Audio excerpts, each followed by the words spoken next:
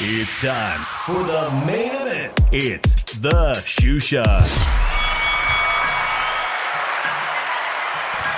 ¿Qué ondas, vatos locos?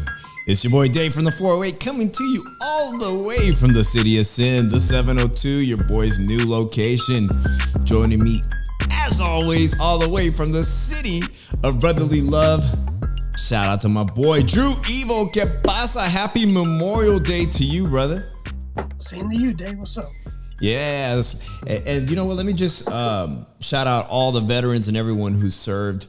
Appreciate all of y'all, and I appreciate everyone joining us in the chat because it is a holiday, and I know you probably got other things to do than to be talking with Drew and your boy Dave about boxing, boxeo, those sweet science. But man, I think Saturday night was a pretty good night for boxing, Drew. And because we took last week off, I didn't have any plans on that, but we did have my father-in-law come in and check out our new digs, and we had a great time with my father-in-law and his wife and my wife. So shout out to them. I did get to go to the Loma Haney fight in person, Drew. And I think you guys did a fantastic job. Shout out to Chicano Prophet. You guys did a really nice recap. I tried my best to listen to from the bar immediately after it. I think you guys got a little glimpse of where I was at the MGM, right, Drew? Yeah. Yeah. So we didn't get to talk about that Loma Haney fight. Whatever you guys want to say, maybe it's old news, but you and I definitely didn't get to fucking rant on that and our opinion on what happened on that Saturday night. So, I mean, I don't want to beat a dead horse, but, I got to get my point of view out, Drew, as someone who saw the fight very closely there with friends. And I want to give you a shot opportunity to voice your opinion on the whole Loma Haney controversial scoring decision.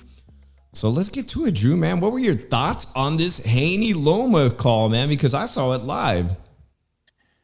Man, people are trying to debunk this robbery thing and everything, and like, people are entitled to their opinion. They thought it was a robbery. It's a robbery. My opinion was, I thought it was a robbery. I thought he won 9 rounds. Like, there's a couple of swing rounds in there. I gave 2 of them to Haney. But I really thought it was a 9-3 fight. I thought Loma was the guy that was laying the more effective punches. He was landing more punches, more busier fighter, the guy that was backing up the bigger man all night. That's doing generalship. Devin Haney fought the wrong game plan, and it should have cost him. I had 9-3. Loma, but people are going to say it's a 75. I don't know how can you score that many rounds for Loma? But the thing about it is, if you look at it, Loma nailed a good couple of combinations on Haney. And people want to disregard it and everything. But the other thing is, man, it's like he was throwing, if nobody really saw this, Haney was using elbows on Loma. And there was pictures to prove it and everything that Haney was using elbows on Lomachenko. If anybody was being a dirty fighter that night, it was Devin Haney.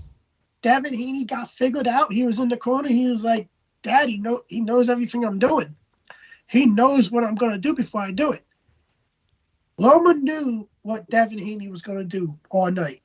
and he had an answer for it every time. Well, that's great that you say that, because there is a video that circulated in between the rounds of what was being said. I have that video here, Drew, but this is just anecdotal evidence. But I was sitting next to a big group on the right-hand side. It was fantastic running. Shout out to my boy Fonzie619 from San Diego, who sometimes joins us, but he works, and his girl Carol, because we all got to see the fight as a group, Drew, and that was cool. And on my left-hand side, I was sitting with a bunch of brothers from the Bay Area that were pro Devin Haney, and I got into talking with them, and we were very excited. I let them know I got no skin in the game, but I was from the Bay, from the Yay, and we got all excited. And I'll be honest with you, Drew, at the 6th round, they were very quiet. That entire group, not one of them, when I asked, thought they had Haney. This group just came to support Devin Haney, and not any of them thought he was up at the halfway round, Drew. And I think I text you. I'm like, I got it 4-2 Loma. And this is why the controversy and the close swing rounds garnished so much attention, Drew, because I really didn't feel that Haney had done enough to win that first part of the fight. And then when you take in totality the end of the fight in the championship rounds and Haney getting rocked and hurt once again, there was no way that crowd of 13,000 plus people at the MGM thought Devin Haney won that fight, including the people I was sitting with, Drew.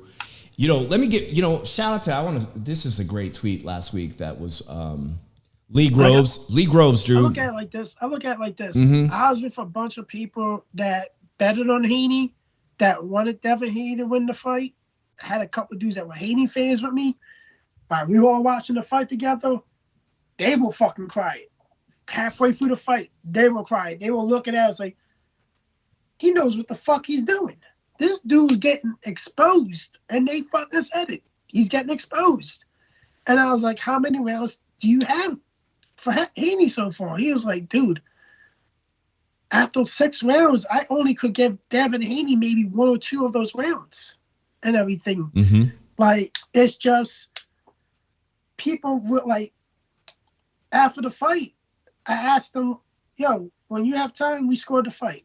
Just no comment, like no volume, anything. We scored the fight and everything. Let me know what you get.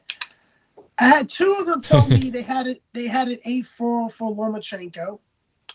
I had one had it 9-3, had it 9-3 Lomachenko.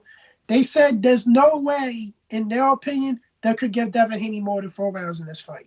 Well, interesting you say that, because on first analysis at being there at the fight live, I thought it was 8-4, and on a good, with good argument on those swing rounds, I would have favorably have given Loma 7 and Haney 5. But Lee Groves, shout out to him, a fantastic writer. He said, to me, the only scorecard that counts is the one that is done live, or when one sees the fight on delay without knowing the result or the reaction on social media. Cards that are done after the fact are tainted because they are too powerfully influenced by post-fight narratives. And people didn't waste any time, of course. This was a undisputed title fight, Drew. People don't waste any time debating it. So I'm going to stand by my initial decision, which mirrors Paulie Malignaggi's, and that's that Loma should have won in a very tight, close, competitive bout, but he should have won. And I, for one, am ready to see a rematch, guys. I would like to see Devin Haney do what he did with Kambosos and honor Lomachenko and give him one more fight if he can comfortably make weight. If he cannot comfortably make weight, then let it be known that it's time for you to relinquish all 4 titles, not 1, 2, but all of them, and move up to the lightweight division. That being said, Drew, there's a lot of people ready to fight him for all those 4 titles, and none more importantly than Shakur Stevenson, man, because Shakur was there, bro. He was in the house. You can see that, man. He's scared, trying to avoid eye contact. This is Bob's plan all along. When he gave Devin Haney that contract and brought him over from Matchroom, that's the plan all along, is to get Shakur Stevenson an opportunity. Should Loma not be able to get undisputed, plan B is Shakur Stevenson, who he's riding with since his professional debut. He's not going to give Loma a rematch, and his dad's not going to let him give Loma a rematch. His dad made an excuse to say, we beat him easily. beat him wide and everything. Like, end of the day, no, you didn't. You clearly got away with one, and you should. You want to be the best. You want to show you're the best. Floyd Mayweather, look at it like this. In most of his close fights, he gave rematches out to those guys. He didn't give a rematch to Oscar, but he gave rematches to Madonna, Castillo. Jose Castillo and everything. A brilliant fight with Jose Castillo won, and one which I personally think Jose Castillo won that fight. Yeah. But he came back. He came back and he dominated in the rematch. And we're going to get the rematch and revenge and redemption, Drew, because I and many of my colleagues did not think that Lee Wood would ever be a world champion again at his age of 34, going on 35 or 35, whatever it is. I don't think anybody foresaw a clinical shutout that he pitched against the wrecking Mexican Machine, former champion, who lost his title on the scales. Oh, shit. Let's not jump ahead. I'm sorry. All right, guys. Is Shakur Stevenson going to get this title fight with Devin Haney? No. Will Gervonta Tank Davis sign up for a Devin Haney fight? That's not going to happen either because there's so many obstacles for that fight to happen. Devin Haney is probably going to move up. And it's a big mistake for him to move up because he's not beating nobody at 140. He's not going to be able to take a big punch from one of these big 140 pounders. Well, one could say if he wants to sign with PBC, if he's a promotional free agent, he can sign with PBC and take the Rolly Romero fight. But guys, I know you guys are all hip to what's going on, man. But Rolly Romero, the new 140-pound champion, Drew, you know where he was on Saturday? Yeah, he was with Oscar De La Hoya at that fight on Saturday night in Indio, California. And he's probably trying to negotiate a super fight with Oscar De La Hoya's lone left remaining, I guess, pop star. I mean, I'm not going to. There's plenty of talent at Golden Boy, plenty of talent, but I call Ryan Garcia a pop star of boxing.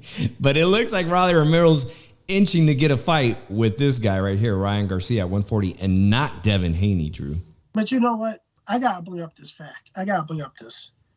The guy that recently signed a match from Andy Cruz, I think his name is. What's that Cuban's name? Andy, 135 pounds. Yeah, he's the guy that beat silver medalist. So they're probably going to try to do the same thing that they did with Loma. Try to fast track him and everything to a world title opportunity. And you want what's going to be fucked up? You're going to find out whether or not if we just have a bunch of fucking Lomachenko haters or they just don't like people being fast-tracked to world titles because they're going to do the same shit they did with Loma to this kid.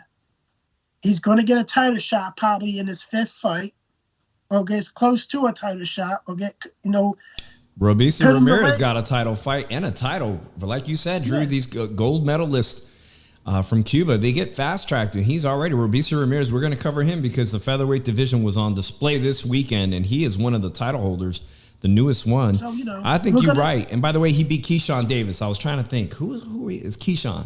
Keyshawn, the lightweight prospect. And Keyshawn Davis wants to fight him. And I'll tell you the truth, I wouldn't be surprised if Cruz beats Keyshawn Davis. I will actually pick Cruz to beat Keyshawn Davis. But I really think that if we're going to find out if we just have people want to be bona fide Loma haters or we're just going to have people be haters of guys that are being fast-tracked, that people that they're entitled to it or the privilege and everything. And like seriously, if they've been through so many amateur fights and they haven't lost much and everything, like if they feel like they need to put it up there and let them get fast tracked, let them get fast tracked. Like seriously now, it doesn't really take that long if they're beating guys, if they can go 10-round fights or 12-round fights, let them go fucking do it. Fuck it. Yeah, hey, thank you guys for everyone supporting us. I know it's Memorial Day.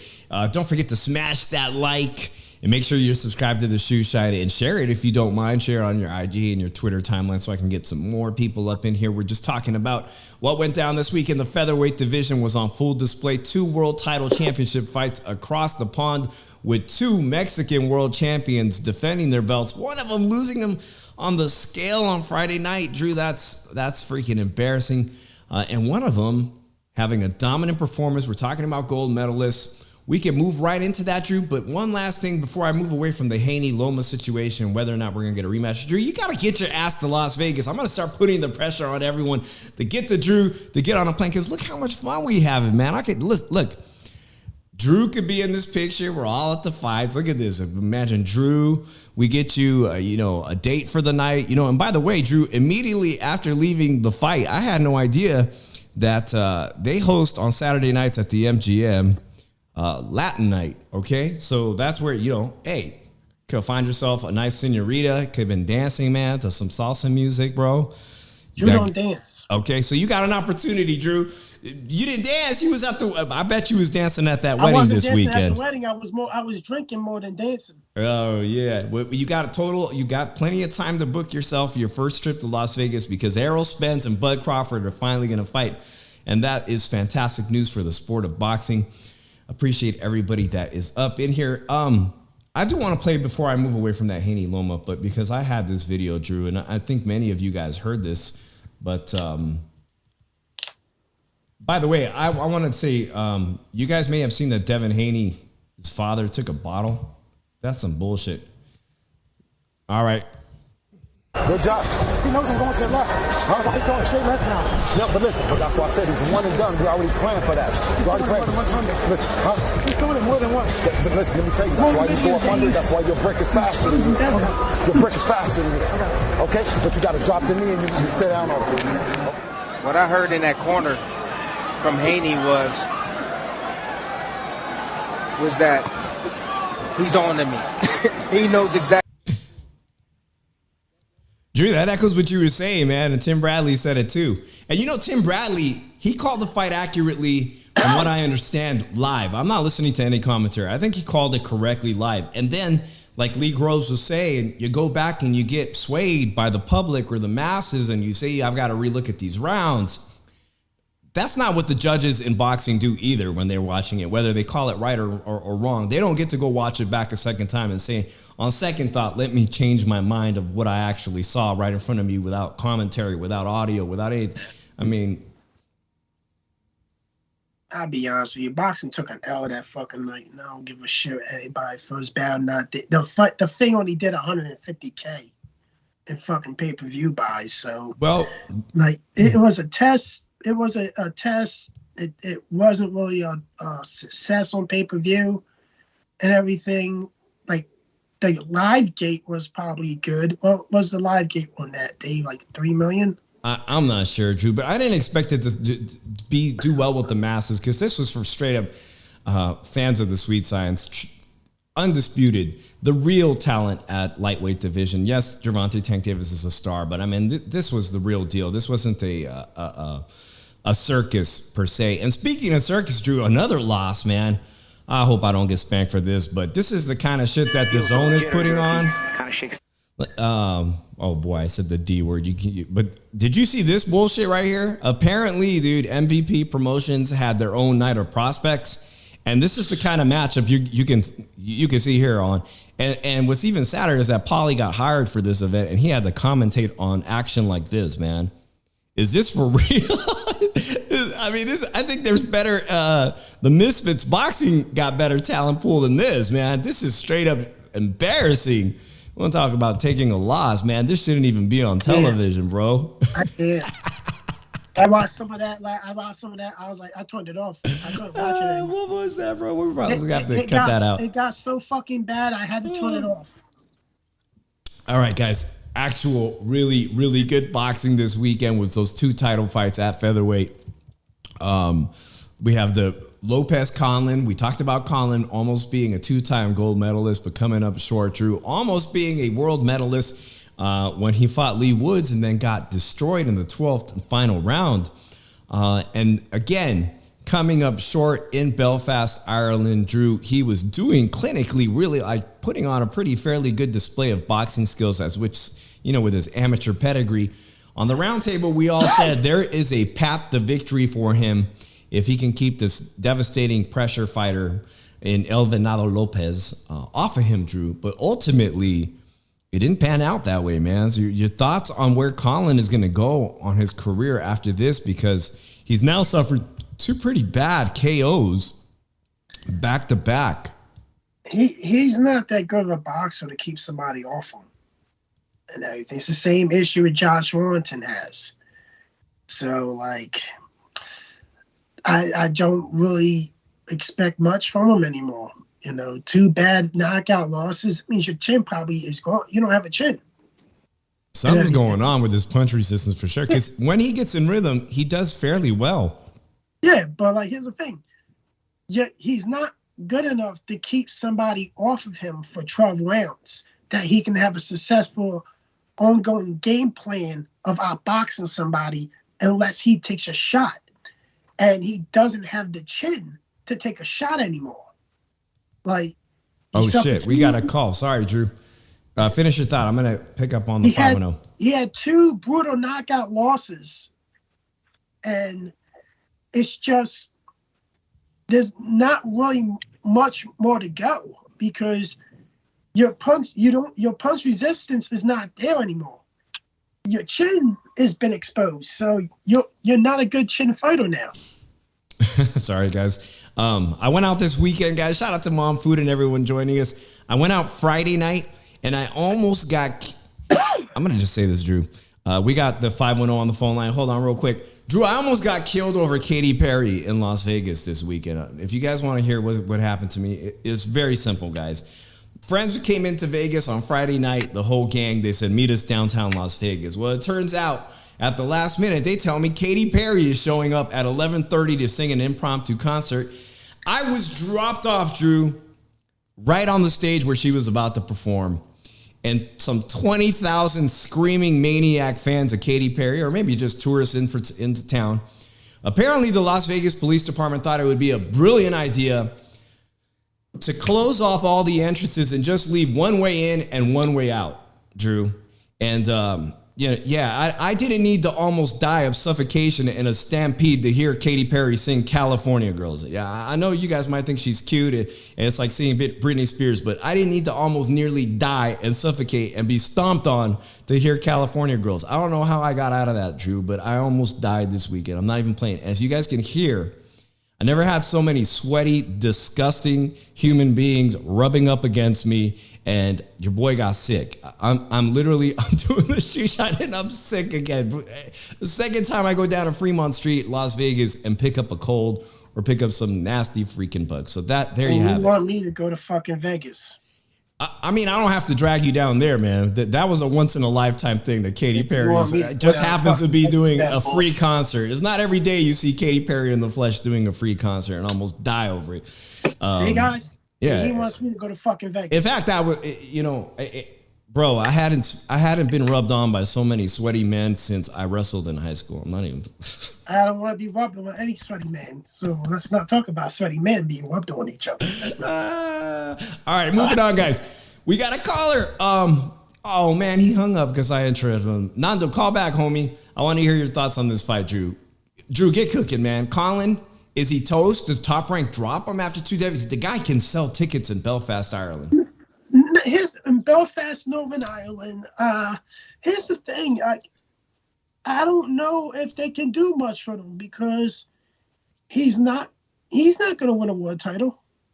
Like, he's not. Like, 2 chances. He got brutally knocked out both times and everything. His chin's gone. The vision is all about guys that are pressure fighters and everything. He can't keep a guy off him for 12 rounds. The same issue with Josh Warrington. I don't think he's going to be a champion again. Like that Leon Wood fight, he's probably going to get that Leon Wood fight. I favor Leon Wood by a lot. I think Leon Wood's going to knock him out. Mm-hmm. I just put him in that category with Josh Warrington as guys that are not good enough boxers to keep somebody off them for 12 rounds to win a decision or something, or to knock somebody out, because I don't think Mike is really the knockout puncher, right, that he was early in his career now. So now I just don't think he's going to go anywhere. Like, we got our boy Nando on the line again. Nando, ¿qué pasa, homie?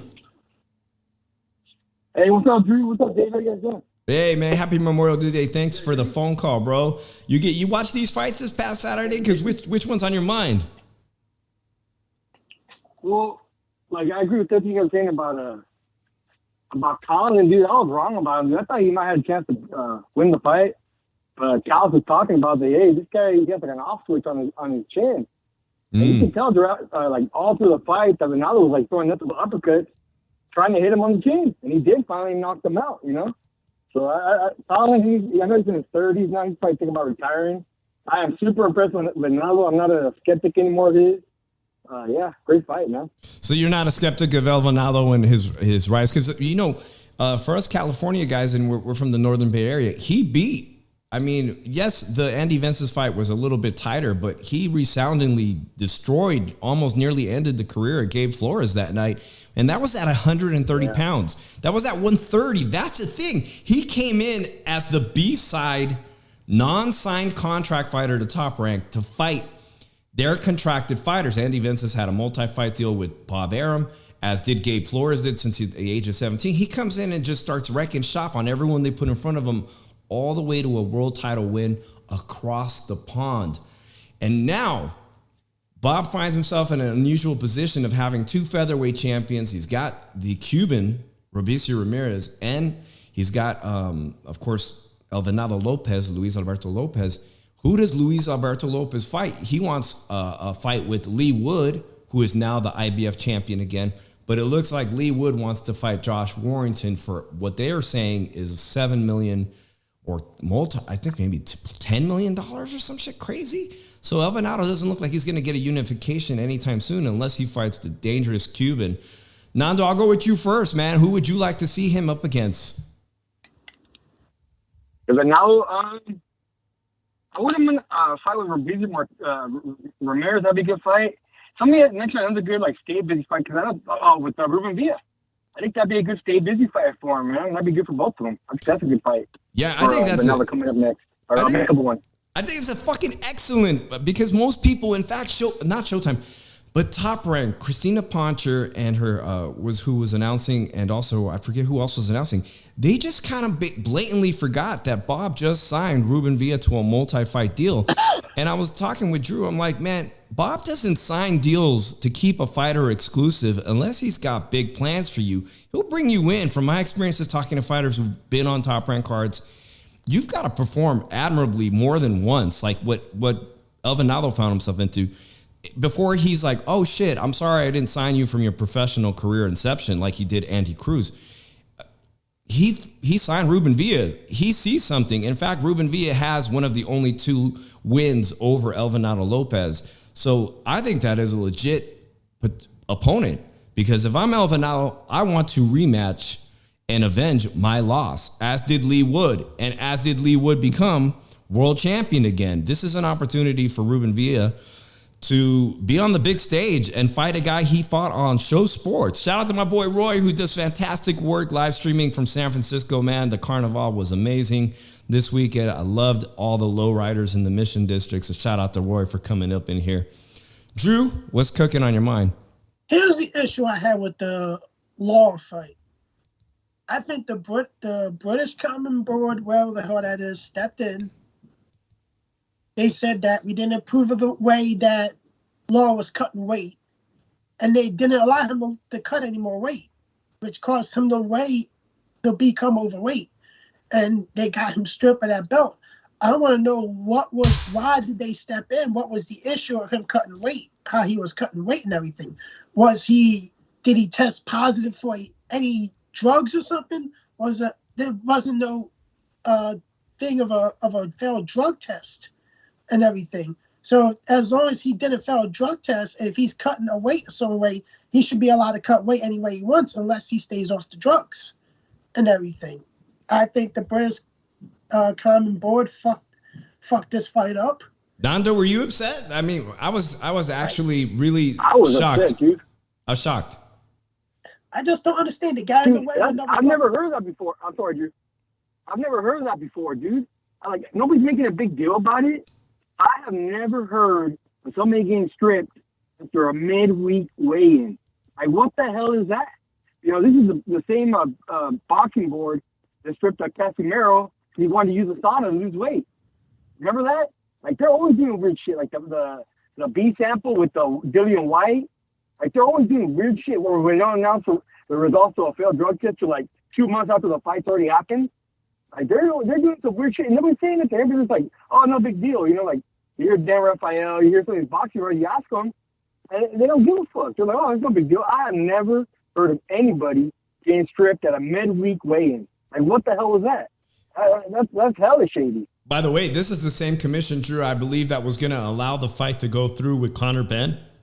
Despite him testing positive, they were going to let him fight that big pay-per-view special. And then, you know, finally they came to their senses and were like, well, shit, we got to call that one off. But Santiago Mita says there's guys that cut over 15 pounds in the last 24 hours. So he must think it was strange too.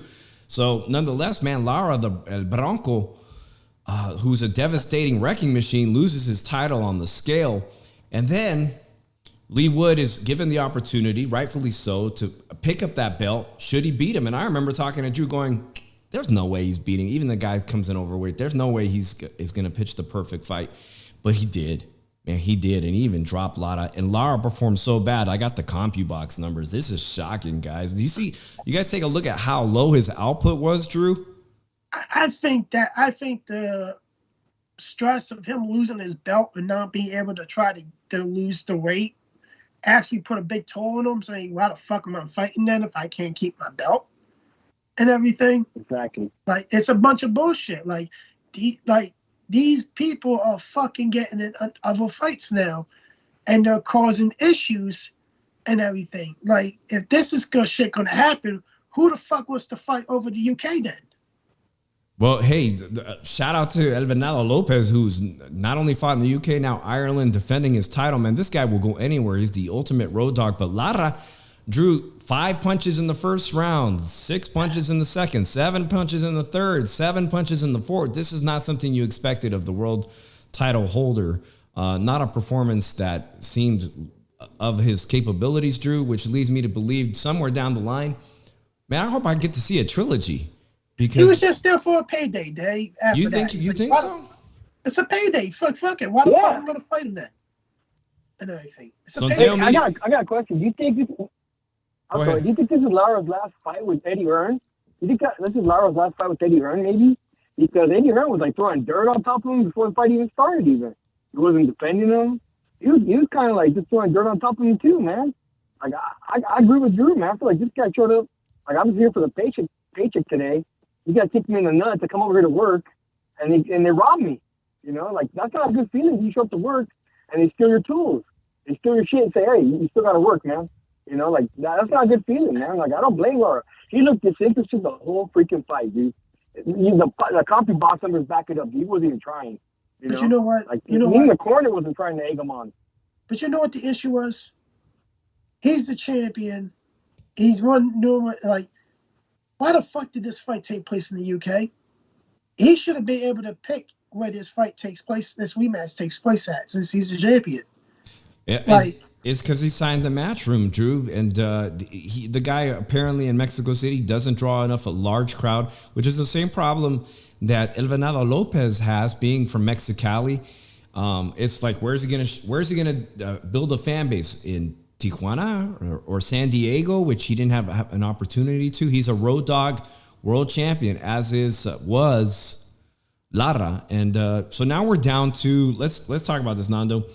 We had 3 featherweight of the 4 titles. 3 of them were held by Mexicans from Mexico. We had Ray Vargas, who kept his title, went up to 130, experimented, and got brutally beat up. Now he's back down to 126. He's got a title over at PBC. You have Robeisy Ramirez at Top Rank, a Cuban. You have Ray Vargas, like I said, at 126. And you have El Venado Lopez. Did I miss somebody? Like, tell you the truth, we can't. I want to add Josh. I want to add Mike Collins. Packable. Yeah. I can't add him to the list because I think Mike Collins is done as a professional. He might fight again, but I don't really expect too much from Mike Collins. Is Brandon Figueroa done? Will he get a shot? It seems like the PBC fighters, they're not going to have any intent on unifying with anyone over at Top Rank or Matchroom. it's a shame. Like, Brandon Figueroa probably could do damage in this division, but the promotion company that he's with is not going to let him do it. Even if he gets a belt, they're not going to favor him to go unified and everything. Like, it's just, he's got to do a Stephen Fulton move and go and fight Inoue. That's a top-ranked fighter and everything. Yeah, so, that's another great fight I'm looking forward to. Will he do that? No, he probably won't do that. He won't follow suit and everything because guys are more not a lot of guys are going to bet on themselves. Nando, you think Lee Woods, he's talking about fighting Warrington, you think he should jump into an immediate matchup against Elvinado Lopez, who's willing to fight anyone, anywhere?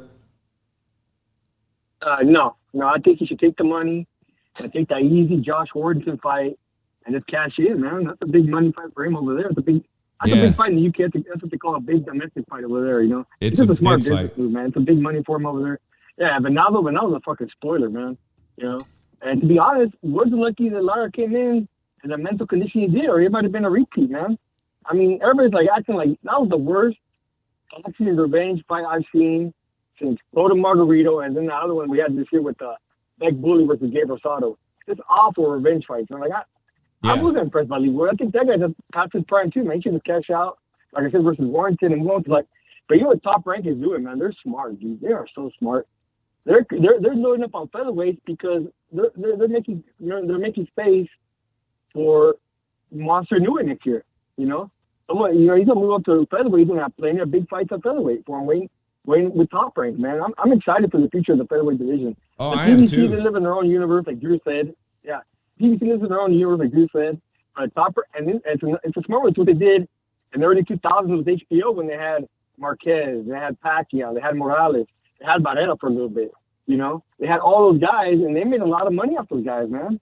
And I think they're setting themselves up for another repeat of that here in the 2020s.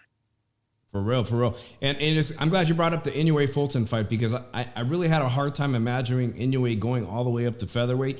But Drew, if he can beat Fulton and all of a sudden Top Rank can manipulate, they've got 2 of the belts. If one of their guys can take Lee Woods' belt, now they've got 3 of the belts. There's a path to eventually have someone like Inoue come up to 126 and compete for undisputed. If these guys can unify them all at Top Rank, that's going to be brilliant. I think if you look at it like this, I think Inoue's ceiling is 130. I don't think he can. That's a high ceiling from 118 to 130. I haven't seen people move up like that since Pacquiao. Here's the thing. I believe he can do it, but I don't believe he can do no more than 130. And like, I think he's one of those guys that can bring his power up with him as he moves up, because he has something like. He has a control aggression and everything. And that helps sets up power. And that really mentally helps sets up your power shots and mentally keep you in check that you can keep throwing power shots. Like, that's like Inoue can box his ass off too. That's another reason why I think he has a ceiling as high as 130 that he can climb up to. But it's just, when it comes to Matchroom, Eddie Hearn, if you're a lower weight guy and you're fighting one of the build UK fighters of Matchroom and everything, you're bound to get done dirty. You're bound to, especially if you're a champion, you're bound to figure out a way how to fucking take your belt off you and everything without even you fighting or taking the belt off you before you fight and have you be discouraged and everything. I think it's a load of bullshit. I don't think that a lot of these sanctioning body fights should be taking place in the UK anymore because of the British Common Board and everything. They're fucking up a lot of fights anymore. And as long that if you want to talk about corruption in boxing, British Common Board is one of the places that are corrupted, especially the WBC. They're corrupted too. If you want to look at all sanctioned bodies, they're probably all corrupted at one fucking time, one way or another. But boxing anymore is a big corruption game. And it's a sport that you love and hate at the same time. Oh, yeah. We love and we hate the sport of boxing because the sport of boxing does us dirty all the time. I ain't even talking about so far, Drew. What I have put money on hasn't panned out in Las Vegas. as far as betting. And I think there was a lot of people going back to that Haney-Loma fight that lost, that deserved. When you saw DraftKings going into the 12th round saying they had Loma way up, you know some shady shit was happening. I look at it like this. Wait, hold on. Yeah. Hold on. Hold on, man. Look, I know boxing is not perfect, right? But to consider it the most corrupt sport of all, that's naive, dude.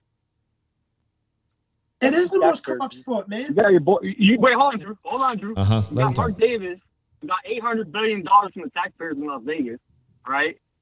And has boxing ever gotten a big kickback from the taxpayers? Never, you know? Never. You got me had a referee go to prison. Yeah, you got me there. You had a referee go to prison for the NBA, dude. You had an NBA referee go to prison, right? How many times do you watch NFL playoffs and when one team loses, the other guy's crying that the referee screwed him over?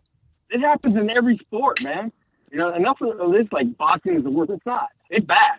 It's not really any worse than the other sports. The other sports play little games. They're more smooth about it. You know, the NBA, they'll give the referee points of emphasis, right? Hey, we want you to keep out for this, which means let's foul this guy out, right? Let's see some fouls on this guy. Let's make sure this team wins, right? Let's make sure Boston got their game 7 tonight, you know? And by the way, DraftKings had Boston Celtics favored to win tonight, and they didn't. You know, just because people are trying to latch on to everything when it comes to Loma Haney, dude. They're super cutting videotapes out there. It's like the freaking moon landing nowadays with Loma Haney, dude. It's like a JFK assassination shit going with I actually won money tonight. I bet on the Heat tonight. And I won money tonight. Congrats to me and everything. But I'm gonna tell you something about this right now. When all your sanctioning bodies are corrupted in one way or another, like let's make an example, the WBC. They're not gonna ever sanction a Demetrius Bivol undisputed belt, whether it's at 168 or 175, because over politics, over the Russian conflict with Ukraine. But look at it like this. Arthur Butyrov was born in Russia. Arthur Butyrov is a Russian citizen. Arthur Butyrov is also a Canadian citizen. Demetrius Bivol was not born in Russia. He was born in Kazakhstan. He's a Russian citizen, but he lives in California, the United States of America. How the fuck is he still not able to fight for a WBC belt when you have a full-fledged Russian as a champion at light heavyweight? I don't care if he has a citizenship in Canada. He lives in fucking California. It's corruption. That is bullshit. You can't take it out on him because of what his country's doing. He may not agree with what his country's doing. None of these athletes that live in Russia may not agree with what the country is doing to the Ukrainians. But at the end of the day, like the law thing, that is corruption that happened. That is complete bullshit and corruption. And the judge and that was connected to the WBA president before. That is corruption. That is all definitions and proof of fucking corruption in the sport of boxing. You have people every day, you have people in the sport already have admitted to taking dives in boxing fights before. That is corruption, that is rigging the fight, that is making money on the side. It happened back in the day when the mob was into it, was making boxers take dives and everything. And it happens in other sports, but it happens more in boxing. It happened more in boxing than any other sports, because what are you gonna do? Make a college athlete throw a couple points away to cover the spread and certain things? Boxing is the easiest sport to corrupt, because you can tell a dude, hey, I want you to fucking go down in the 5th fucking round by a knockout, and I'll give you an extra $20K on your purse. Nando, I just wanted to point out, let everybody make their point. You know, I just moved from the Bay Area, and if you want to look into stories of corruption, there's basically one brewing right before our eyes in Las Vegas, and that's the Oakland A's moving here. A team I grew up, I love the Oakland A's. Listen, man, what they just passed in the Nevada state legislature to give the Oakland A's owner $380 million when they want $500 million, and what they're trying to do behind the scenes to come up with the extra $120 million from the taxpayers of Las Vegas, underneath, just right under the, just blatant fucking corruption to get this fucking awful team. And they weren't awful. This is a team that was once great, but under the ownership, it's very hard to defend the Oakland A's. It is hard to defend what's going on, what they're trying to do to give this billionaire a free ride to Las Vegas and build them a stadium on the taxpayers' dime. I can't believe I partially left California to get away from all the bullshit. And man, it's following me right here. So follow that story, guys. If you're into sports, follow how they're trying to get the stadium passed, because they successfully built the Raiders stadium with very little on the taxpayers' piggyback, but this Oakland A's deal it just sounds like a disaster. All right, I'm gonna sway into the next the next topic, because Alexis Rocha is making a name for himself as a top welterweight, keeping busy, keeping active. Meanwhile, the two stars finally, Drew, in the 2 weeks we've been off, have agreed to fight each other on July 29th, a super fight. His super fight is coming to Las Vegas again, July 29. Drew, Nando, are you guys excited about the super fight? And then we'll get into Alexis Rocha, because he is a WBO mandatory and he's going to have to step aside and wait. And unlike other boxers, I applaud him because he's not sitting on his ass. Alexis Rocha is staying busy and staying in shape. I'll start with you, Drew. You excited about this finally happening? Not as excited as I was a couple of years ago. Like, it's just, these fights happen too late. But the thing about it is, I still think Terence Crawford wins this fight by late stoppage. I think the accident and battles Errol Spence has been in, his scar tissue near his eye is not that good. I think Terence Crawford targets the eye. And I think he beats him straight to the punch every time. I think he has footwork over him, wing IQ over him, like boxing ability over him. Like, you could say he has power, like Errol Spence has power over him and everything, but overall better fighter still is Terence Crawford. And I think this is going to be, people are going to think I'm crazy, but I think this Terence Crawford I think it's going to be a one-sided fight for Terence Crawford. I think this is going to be a one-sided fight. It could very well be. Nanda, are you surprised finally over the 2 weeks we haven't broadcast that this fight was finally officially announced? I agree with Drew, man. It kind of reminds me of the Pacquiao versus Mayweather. Yeah, I'm excited it's finally happening. It happened a few years too late, man. This fight should have been a trilogy by now. Right. I think Crawford got done dirty by the PBC. I think they avoided him, for whatever reason. Here's the thing, man. My heart might be rooting for Crawford, but my head says Spence is gonna win. It's gonna be Loma versus Haney again. It's gonna be Spence winning by doing the body work and posing his will on Crawford. Crawford, again, I understand what they did to him. I get it. I get it. I'm not a PBC fanboy. I'm not really a fanboy of him. I'm just a fan. But I think Spence has the size on him, and he's going to do what he did to Ugas. He's going to concentrate on the body. He's going to grind out a close victory by decision. I think Crawford has not been dominant at welterweight at all. At all. He struggled with the one-legged Benavidez. He got rocked by Kavlauskas. Kavlauskas hurt him, I think, in the third or fourth round of their fight. Crawford just hasn't been that dominant at welter. It's kind of been a mirage at welter for me when it comes to Crawford. I have no doubt that he's the more talented guy when it comes between him and Spence. I just think Spence is going to grit out a victory by going to the body like he did against Ugas. He's going to wear out Crawford. It's going to go to the decision, and it's going to be Spence by split decision. All right. Well, Sin City Syndicate in the chat says both fighters like going deep into fights. Neither have the ability to take the other out early. Well, I don't think it's going to end early, Drew. I think it could potentially finish in a stoppage by Crawford late in the rounds, because I saw him take out Sean Porter, a very durable fighter, in the blink of an eye. Changed the fight. Changed the fight just like that. There's two things I'm going to bring up. Terence Crawford's on a 10-fight KO streak. That's first of all. And the second fight, two notes from this fight. The winner of this fight, there is a rematch in line.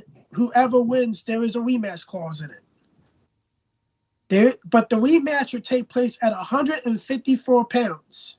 Mm-hmm. The winner of that rematch will then fight Jamel Charlo for undisputed. Well, you know Spence will never fight his homeboy. Spence will never fight his homeboy. And that's why Terrence Crawford is announcing today he intends to fight Charlo eventually. They said this is what's on the line.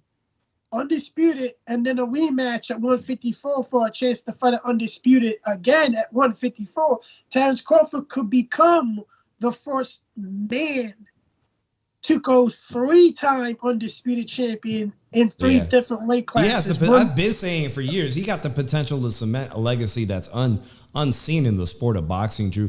And that's going to leave this guy an opportunity who I just put up here, man. Alexis Rocha, Drew. He stays busy. He's got some massive upsets over some pretty good names. I mean, this isn't an A-class opponent, but he's staying busy in line for an opportunity to someday contend for that title. Him and Virgil Ortiz, 2 very good welterweights, Drew. I think that Oscar De La Hoya has underneath the stable. I think they're on a collision course for one another to fight each other. They may. And like you said, now, Bud Crawford wins this and gives up all these titles. These could go all away individually, giving opportunity for these young lions. And what about your boy from Philadelphia? He might get an opportunity to vacate the belt. He's being brought along better than Boots. Both of those guys, Virgil and the other guys, they're being brought along better than Boots right now. Boots doesn't even have a fucking fight schedule. When's Boots going to fight somebody, dude? He has a fight. About Boots, man. He has a fight schedule. He's fighting a dude that beat Rashidi Ellis. What's the guy's name that beat Rashidi Ellis? That's a good fight. That's a good fight. I like that fight. Yeah, he's fighting him next. Finally. But here's the other thing. Virgil Ortiz has been inactive because of an illness numerous times, and has been postponed a couple of times with standing illness. Now they have a date for July. Now that's hurting Virgil Ortiz. And because of the illness, what the hell? I think the timing is right, Drew, because everyone will be paying attention to Virgil Ortiz, Stanionis, 2 top 5 welterweights, in my opinion. The week before a major fight, you've seen Rocha this month. You're going to see Virgil Ortiz a week or so before the tremendous undisputed matchup in Las Vegas. So I'm excited about the midsummer. Not this coming weekend, guys. I just want to make a point. There's not much going on this weekend except Clarissa Shields fighting Cornejo, and I've seen Cornejo lose to the heavyweight diva. I've seen Cornejo lose. I mean, this is a stay busy fight like you won't believe. Yeah, I kind of don't give a shit about it. Like, you're paying to see the fight? Fuck no, Drew ain't paying to see that fight. Like, Hannah Gabriel, they say failed a drug test because she was using some shit to put on her dog, and that's what caused the failed drug test and everything. Like, I don't know. It's just other bullshit. I don't even care for the fight. I'm not gonna watch it probably. It's not a lot of women. It's the beginning of summer, Drew. The beginning of summer blues. In the upper weight classes of women's boxing, there's not really a lot of women fighters that have good fights with. Like, Savannah Marshall is gonna fight for fans. What's her fucking name? Hey, Drew, carry the show with Nando for a quick second. I gotta walk away. Yeah, with Franz Dukes or something for the middleweight. For the super middleweight undisputed title. So that's a good fight. I don't think Savannah Marshall wins, but that's a good fight. But other than that, the only good fights at women boxing are the lower weight classes, like 140 and below. Are the best weight classes for women's boxing. Hey, Drew, the good thing is that after this weekend, right after the 3rd, we're going to have a good weekend, June 10th, man. We're going to have Teofimo versus Josh Taylor, and then we're also going to have Munguia versus Derek Vinchenko, man. It's going to be a good weekend of boxing in a couple of weeks, man. So you know what? I just saw a tweet from Oscar saying that, Charles been holding a belt hostage for 2 years and active, and, that he brought up the Dovichenko fight, was one step closer and everything. I look at it like this. He's been inactive for 2 years. You have to put him as a champion in recess and let Dovichenko, maybe Munguia fight for that title. Or or Carlos. No, matter of fact, it shouldn't be Dorochenko. It should be Carlos Adonis fighting fucking Jaime Mejia for the belt. Charlo. You know what's crazy, Drew? Now that you mentioned it, why was Charlo willing to fight Mejia last June if Mejia would have came over to Showtime? Like, when was Charlo feeling good last year? In the middle of the year, in the middle of summertime last year? That's a. What was up with that? Isn't that weird? I don't understand. Like, I don't understand none of the situation at all. Like, you know, when it comes to Jaime Mejia on some levels, like, yeah, they want to match him up with Charlo because they think Charlo's beatable with Hyman. But at the same time, I'm trying to wonder why the fuck Charlo didn't want to sign to do that fight. And, you know, because I think he would have beat Jaime Mejia. I think he could take advantage of Jaime Mejia's flaws because Jaime Mejia is not a fast fighter at all. Charlo can outbox him for 12 rounds and occasionally power shot to him because Jaime's having problems taking 160 as it is now. He didn't want to take the Janabek fight. It was a perfect fight. It was a perfect fight for Charlo. It was a perfect fight for Charlo, dude. It was a perfect fight for Charlo. It would have lifted up his clout, you know, big time. Dude knocking out because everybody would have been like, oh, it's a good fight. He would have knocked him out, and he would have had a bigger name right now. And look at it like he would have knocked out Mejia. He'd be in line to fight Canelo right now. Look at it like this. I thought he would have took the Janabek fight before the Charlo fight.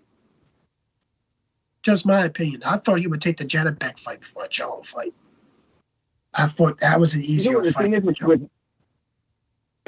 The thing with middleweight, dude, is that there's not a lot of talent, Drew. There's not a lot of talent. Any of these guys, dude, wait, hold on, Drew, let me finish. I know. These guys, it's hard for them to find a good fight, dude. Look at what Janabek's going through trying to get a good fight. If he's not fighting Mejia, he's not fighting anybody. He's not fighting Charlo, he's not fighting anybody. It's like, it's a fucking shit. Not Triple G, he's pretty much retired. Yeah, it's Adames, it's Mejia, it's Charlo, and it's Janabek, really. Triple G, you could put him in there, but he's retired, man. And Law is a champion at WBA. But he wants to fight 155, though. He's fighting at catchweight. Yeah, he's fighting Danny Garcia at a catchweight. But here's the thing that I look at. There was a prospect that was on Matchroom, a kid from Brooklyn, a white kid from Brooklyn called White Chocolate. I haven't seen him fight in a while. He's undefeated. So, a baby. Nikita, a baby. I want to see how his progress was because I thought he had an upside to him. He just had to be active and get rounds in. But I just don't. Here's the thing: it's a fucking shit show, that division. It's been a shit show for the last 5 years. As I think it's been a shit show for the last 5 years, and it is going to the category of welterweight now. The same thing. That's become a shit show. Division 2. Because the good thing about welterweight, though, there's a lot of talent there, Drew. There's a lot of talent at welterweight. That's one good thing about welterweight. You got a lot of youngsters that are ready to take over. Yeah, but like the thing about it is the fight's happening now that was holding that division hostage. Yeah, most definitely. Speaking of shit show, guys, how bad is the next 2 weeks in the sport of boxing? You can look forward to buying this pay-per-view, Adrian Broner versus Hutchinson. In fact, Adrian Broner, I got invited to that press conference and I didn't wake up, and I'm glad I didn't go waste my time because he didn't even, Drew, remember I called you? He didn't even show up to his own fucking press conference. You got that to look forward to in the next 2 weeks. Yes, I agree with what you're saying. The welterweight division has been held up, and hopefully when one of these guys emerges as the true winner, we're going to have some clear definition to paths for the young lions, Drew, for these young lions. Hey, Dave. Yes. Hey, Dave. So, I don't know if you heard us talking, right? But this weekend is going to kind of stink. But in 2 weeks, we got Teofimo versus Josh Taylor, and we got Munguia versus Derevyanchenko, man. So in 2 weeks, man, we're going to have a good weekend of boxing. Yeah, the Teofimo fight coming up, I am looking forward to that. I think that is that June 9th? Yeah, I think it is 10th, June. yeah. Okay, June 10th. Saturday, June 10th in New York. I think it's an excellent match. And Regis Prograis, supposedly, we've talked about it, Drew, but according to Devin Haney's dad or whoever runs his Twitter account, they've been calling Regis Prograis' team now over at Matchroom saying they're interested in that fight. I don't buy it. I don't believe it. If it's true, they're that's using cool. it for clout. They're using it for clout. That's what They've done that strategy, and it's worked well for them, Drew. But it looks like at 140 pounds division, from what it seems like, tomorrow Oscar De La Hoya is going to make an announcement about some potential opponents for Ryan Garcia. And like I pointed out earlier, Rolly Romero was at the fight on Saturday in Indio, California, to hang out with Oscar De La Hoya ringside or whatnot. It looks like, from what Oscar De La Hoya is saying, he's going to present 4 names.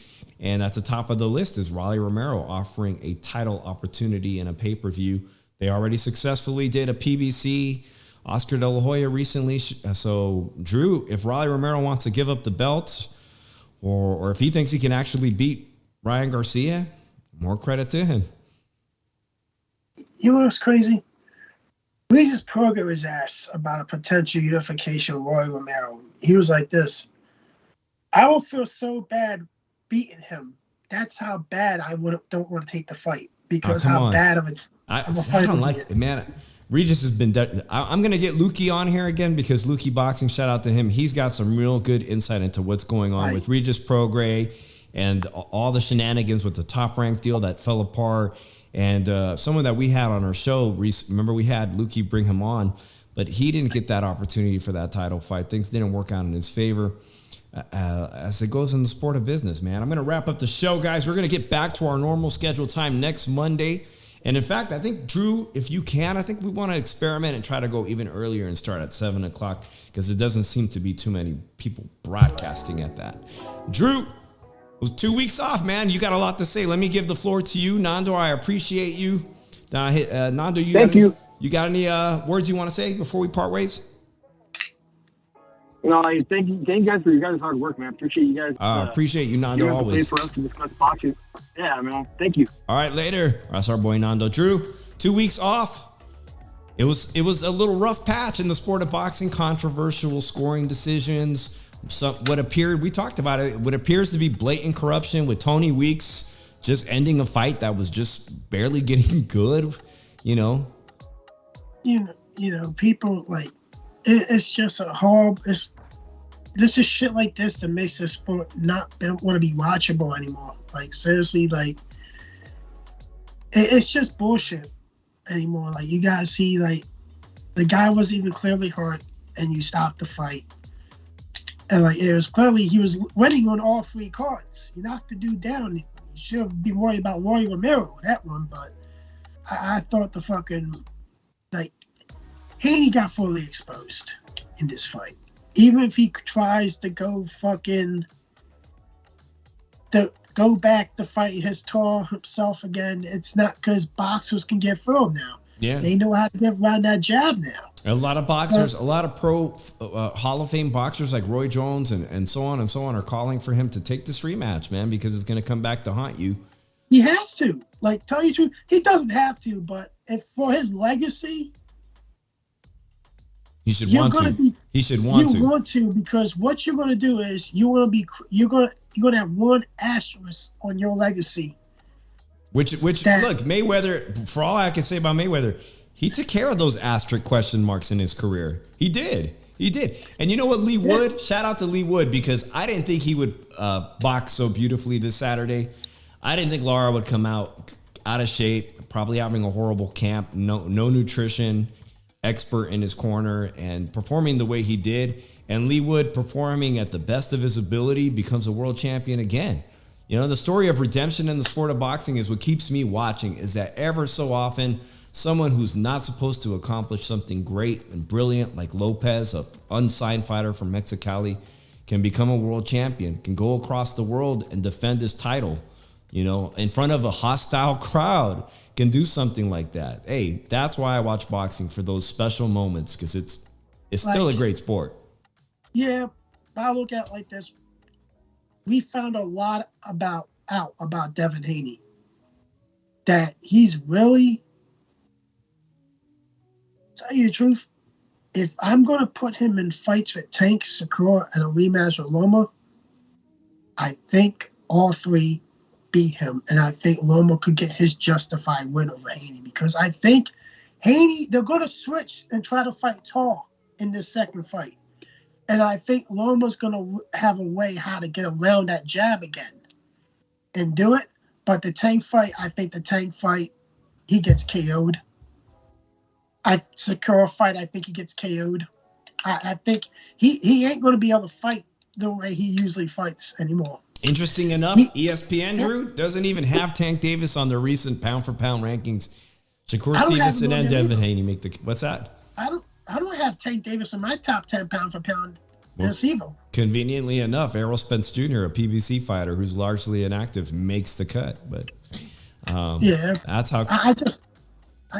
He didn't really accomplish anything, Tank Davis. He won secondary belts in his career. So why the fuck am I going to put a guy that's pound for pound in the top 10 pound for pound for winning secondary belts?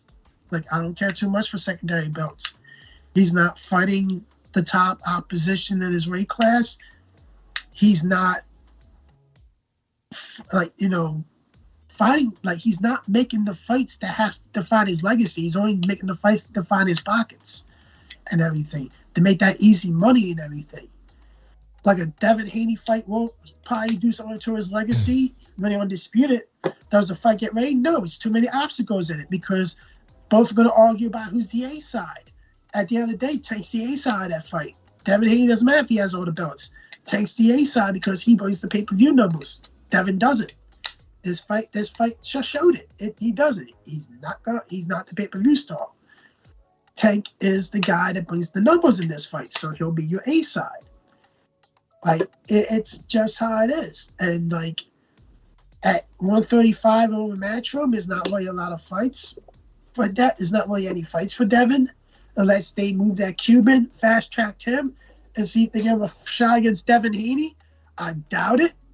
But, there's no clear path of Devin Haney winning a title at 140. The only one I see him beating in the top 5 is Jose Ramirez. I don't see him. I'm Ryan Garcia. I don't see him beating anybody else at 140. He gets knocked out brutally at 140. He just doesn't have the power and I don't even think he's after that fight. I don't even think he's that good of a fighter after this. This has been I'm sorry, I don't think he's that good of a fighter. This has been a ripped Haiti show. Oh man, he's easy. I think people have easily figured him out. Oh man. Hey, next week is going to be a little rough on content, but we're going to get into that showdown with Josh Taylor and Teofimo Lopez. Another person, some people might say that Drew likes to rant on, Teofimo. And we'll have to get creative because we'll get into all the fights that are not happening, like this one right here, which I love this graphic, Drew. Tyson Fury, Little Lusick, ripping on the jackass. That's a great job, whoever photoshopped that, man. All right, guys, we will see you next week. I'm Dave from the 408, now living in Las Vegas. Drew Evo all the way from Philly. Drew, I appreciate you, man. Happy Memorial Day to everyone that served. On behalf of the Shoe Shot, don't forget to hit that subscribe, hit that like button, and share. Appreciate you guys. Drew, I'll see you next Monday night, man. Peace out, everybody.